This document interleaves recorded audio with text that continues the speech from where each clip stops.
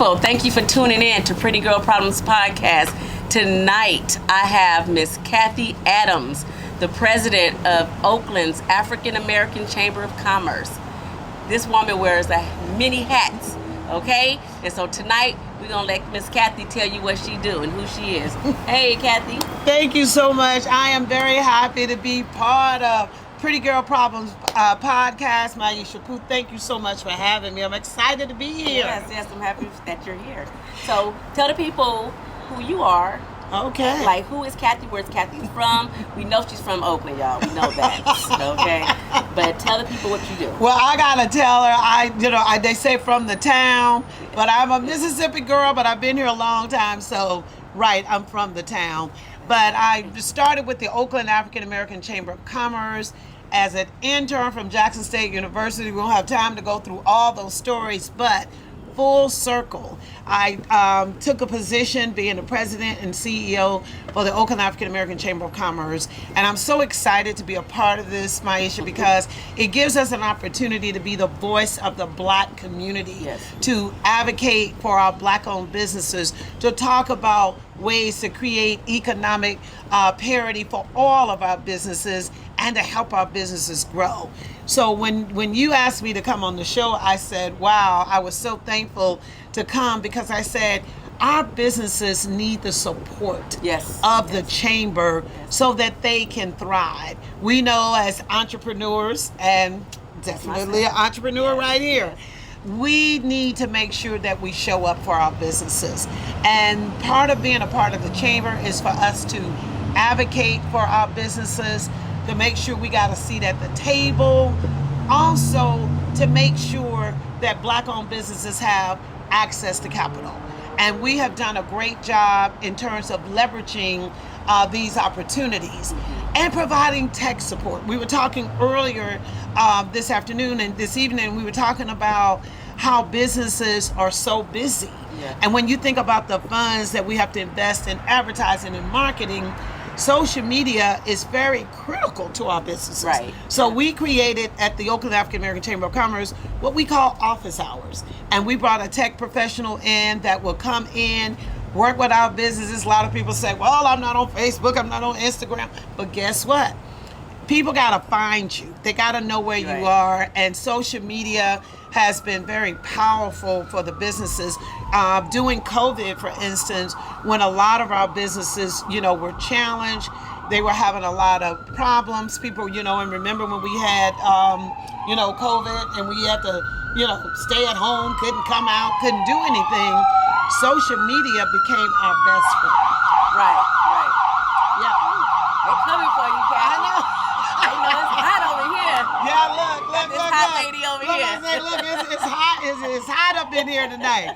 And I said, and when we were dealing with COVID, social media was pretty much all we had. Yeah. And during that particular time, all of the businesses had to figure out, okay, how do we pivot? How do we do this? And the chamber was very helpful in that. I spent a lot of time going to restaurants, telling people, hey, we're here.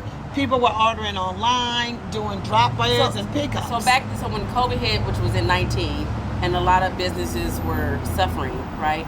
So that was around the time, going into 2020, when you raised like $1 million, right? Yes. 2020, we raised $1.1 million in 90 days. Wow. And part of the reason for raising that money was because due to systemic racism, a lot of our Black-owned businesses did not get a lot of the PPP money, right.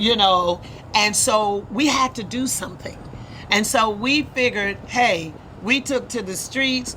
Man, I tell you, the 90 days. Was it them businesses that been in business for years? Businesses that were been in the years. Yeah, because a lot of the businesses. No, they didn't get it because the youngsters got it.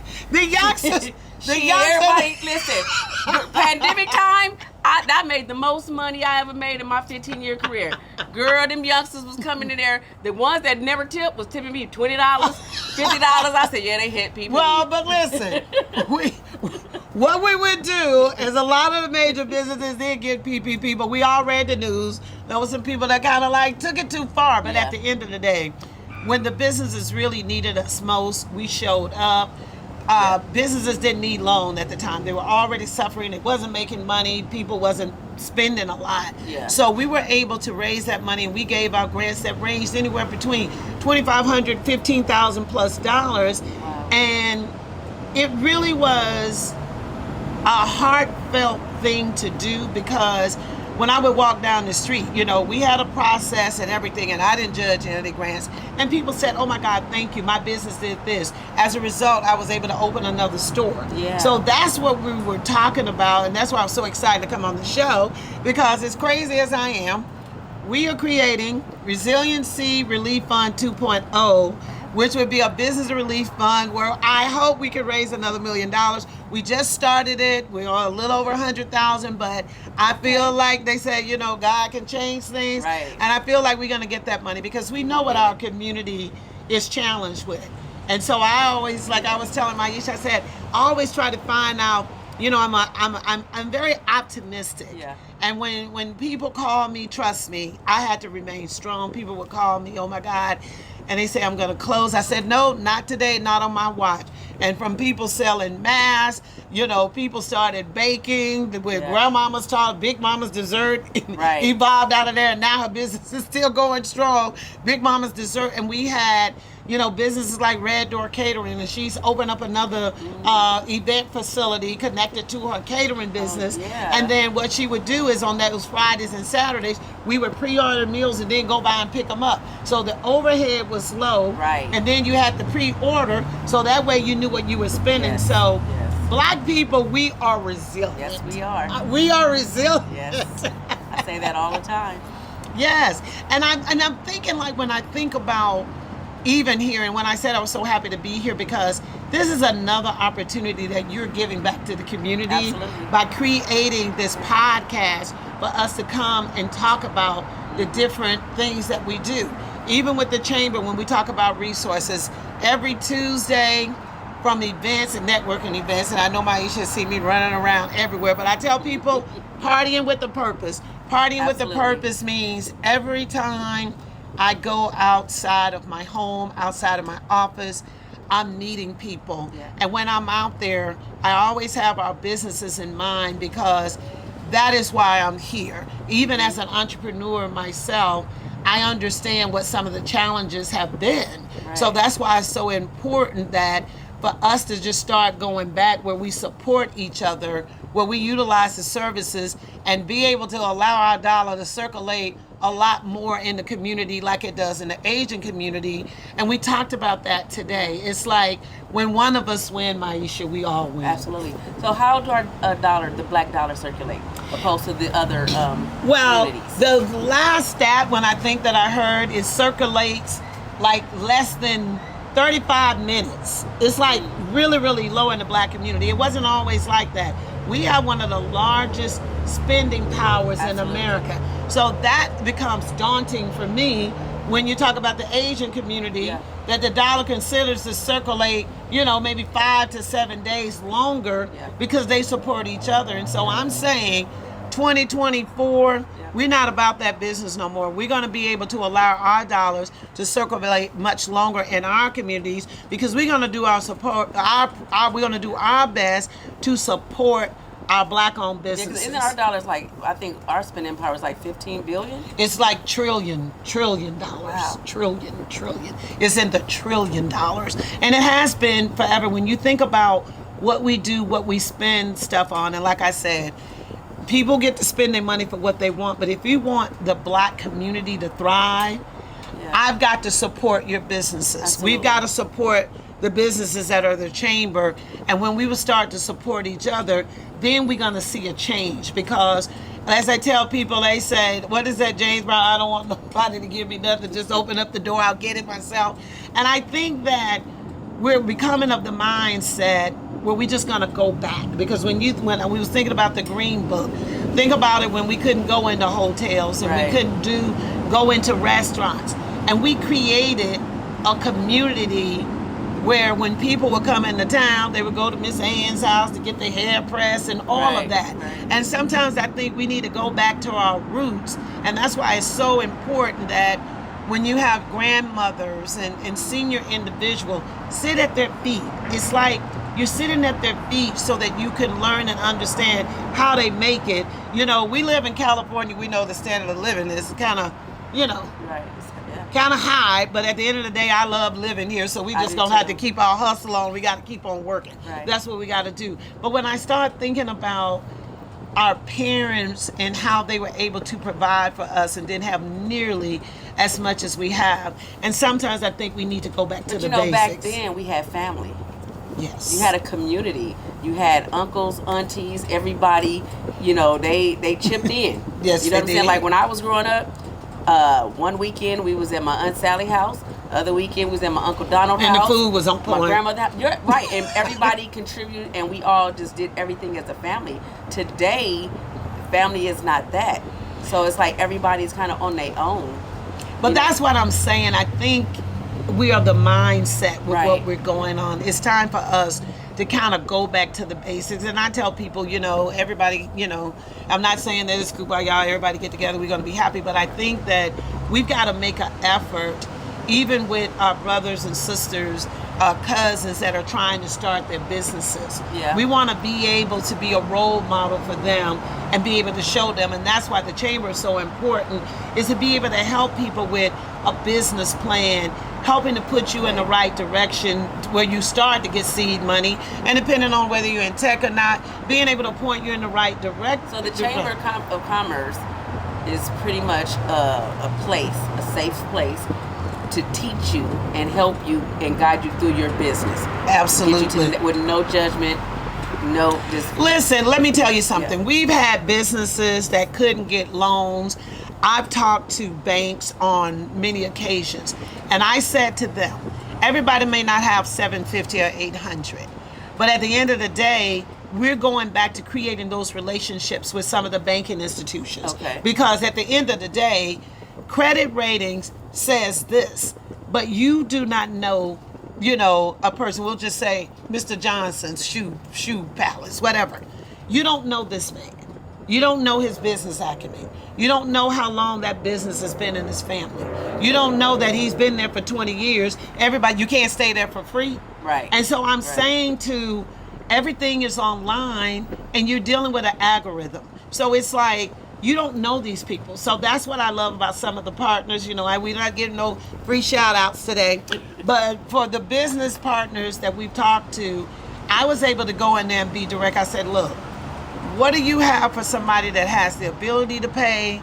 They around, you know, 600, whatever. They said, Cathy, let them come talk to me. So don't talk yourself out of saying that you can't get a Right. loan. Let them come in there. Keep your paperwork. It's 2025. Don't put no shoes and makeup and all this other stuff on that particular credit card. They need to see your business history. They need to see how you paid so that they can look, because there is money out there. We work with the Small Business Development Agency. We have a exclusivity program that we work with, and there is access to capital, because that's one of the number one SMART goals that we have, is having people to get access to capital. Then we have individuals, so that you've had a couple of credit. Everybody knows that credit, I used to drive myself crazy looking every month, and it ain't gonna change but at the first of the month, and then you gotta wait another 30 days. And that's what's so interesting about credit, because you have time to get that right. Yeah. And then we've got people that actually work with helping to build credit. We all went to college and had 20,000 credit cards and had no money. Yeah.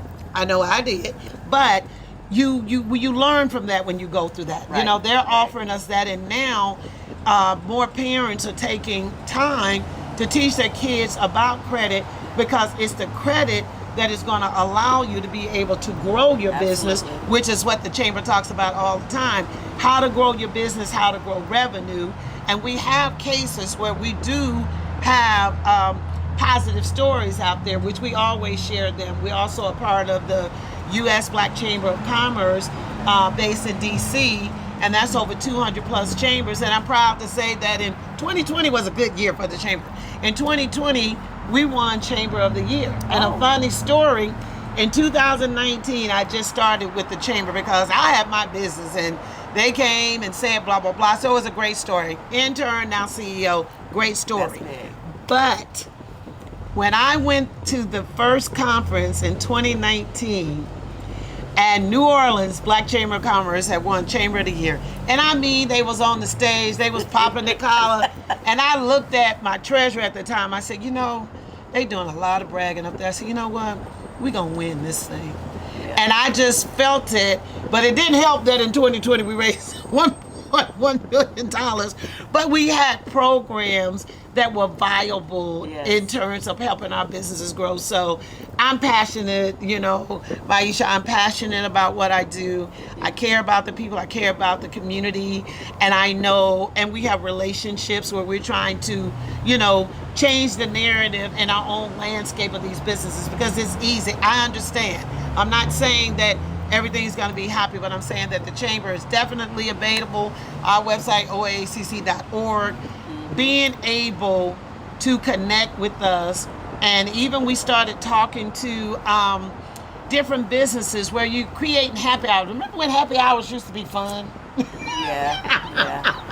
Happy hours used to be fun, so we're going to, like in February, we're going to go to different establishments. We're starting off at M2, doing Black History Month, and just going back to networking. Those don't know what M2 is.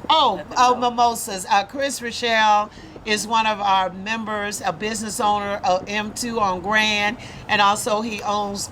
Leeds. He used to be Leeds. Now he's got M2. And for the culture. And then he has For the Culture, which is great. Taco Tuesdays, y'all, just saying. But Chris has been an advocate, and actually, I'm so glad you said his name, because when he's looking at this show, you're going to like, well, wait a minute, Cathy, you know I was the one to talk to you. Chris and I, why do I do that? Maybe people, when I talk about them, I want to hear their voice. But anyway, let me just focus here. But Chris was one of the first people that called me, and he said, Cathy, we got to do something, man. These businesses, man, you know, you got to do something. And he was the one that deposited that, and he said, well, you know, we need to raise like $500,000. So I went to my chairman of the board, who's a very nice man at the time, and I said, you know, Sess, we need to do something. We need to raise, you know, $500,000. Sess said, why not $1 million? You know, I got that Mississippi neck thing. I said, well, why not $1 million? So it was never eventually planned to be $1 million. But I can tell you, though, you know, Maisha, because I have to keep it real. May 25th, George Floyd was murdered. At the time, I think I was only like $250,000. The money started flowing. And when that surfaced among the world, I went into my living room and I just like stood in the mirror and I just started to cry. And I said, Lord, I done told these people I'm going to raise this money. And I tell you, after I got through crying, I said, hey, girl, you got to get ready. Wipe those tears. And I mean, I went in hard and we got money from everywhere. But George Floyd and, you know, the sadness around it, it created sort of like a movement and people felt like they needed to do something. But I said, we came together then, why can't we come together now? Because our businesses are still in need. And these are people that's working. No one is waiting or looking for a handout. But I always tell people, a little infusion of cash, just a little boost, is something that will take people to the next level. One of the businesses we had was Pound Business. When she got her grant, I just cried. She had about 10 blenders going on at the same time. And I said, oh my God, because what that meant is now, you know, they got a small grant. You was able to buy more sugar, butter, flour, whatever you need to bake these cakes. And now as a result, you know, they're in everywhere. She told me that they did over 1,000 for the Christmas holidays. Those are the stories that I'm talking about. So if you're out there and you're listening, I'm telling you, you need to know that we are here to help. And even at the time and day where you feel like you're at your lowest, I'm going to always be here to help. So I'm just saying, coming on this show today has been a blessing for me to share the story, to talk about the chamber and what we can do to help level up our businesses. So that's why I'm here, and that's why I love the job that I do. Didn't have to do it, but now that I'm here, I have a responsibility to our people. Yeah, that's the truth, Cathy. That's beautiful that you know take time out of your life dedicate yourself to your community. Yes. You know, how long you been doing this? The Chamber of Commerce, believe it or not, it will be 5 years this year in August. And when I started as an intern, I worked there for about 7 years, and then I left and went into corporate. And I went to work for Del Monte Corporation, and I knew that corporate was not for me. And I was getting ready to get a promotion. I said, "Oh, I don't want a promotion. I don't want to do this job." So the intern, was it not no pay? The intern initially, the intern was not any pay, but luckily, relationships. My department head at the time was doing a fellows program for Stanford. Okay. Because they wasn't going to pay me at first, and I never will forget coming from school. I broke out in hives. They said, "We can't send a student that far that's not going to get paid." And so I told Dr. Cleanskills, I said, "Well, my parents are going to help with the money. I'm going to live with my teacher." Yeah. So I actually lived with her and babysit her daughter. That was part of my room and board. And so they ended up sending a letter saying they would pay me, but by the time I was an intern, I have to make you laugh. I was answering the phones, and that's another thing. You got to start here so you can know how business is run. But I used to answer the phone for the chamber. You know, I was an intern, but I would say, "Northern California Black Chamber of Commerce, Cathy Adams, may I help you?" And the girl used to say, "Oh my God, you got so much energy." But everybody was like, they wanted to call the chamber because I was always a big bottle of energy. But I wouldn't take nothing from that, because when I started as an intern and when I got ready to get a job, I was like, I can't go back to Meridian and tell people I'm a secretary. You know, I've gone to college and I can't do this. And I remember calling. Now keep in mind, that's like when I'm 22. I don't encourage anybody to do this. I called the printing company, told them to change the title on my card. Then when Mr. Coffee, rest in peace, my mentor, he gave me the cards, and he was from New Orleans. He said, "Young lady, Mr. Folger told me that you called and changed the name on the title on your card." I said, "Well, I just didn't want to be embarrassed being a secretary, and I figured like if I was administrative assistant that it made me sound bigger." He said, "Well, if you ain't never done the job before, how you gonna know how the business is ran?" So I wouldn't take nothing from being a secretary for the chamber, because if you've never done the job, you don't know how long anything is going to take. And that's why we can't get caught up in the optics so much.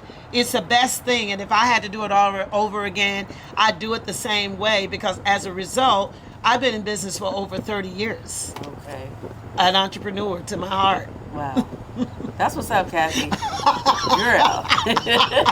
People say, how do you continue to do all of this? And then we got to throw this out to Powerful Women of the Bay during Women's History Month. I started that 15 years ago. Okay. The 100 women, right? No, we got two. Powerful Women of the Bay was an opportunity to recognize women at March during Women's History Month. And it recognizes a diverse group of women.